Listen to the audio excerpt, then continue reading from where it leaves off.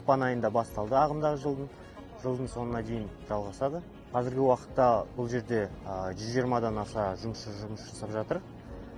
Жер жұмыстары жүріп жатыр, брусчатка басу, фонтан жұмыстары және де абаттандыру жұмыстары жүргізіліп жатыр. Бір үлкен амфитеатр және кішкентай амфитеатр салынып жатыр. Одан бөлек детский площадкалар салынып жатыр, балалар ойын алаңы салынып жатыр. Одан бөлек 3 фонтан жоспарлануда.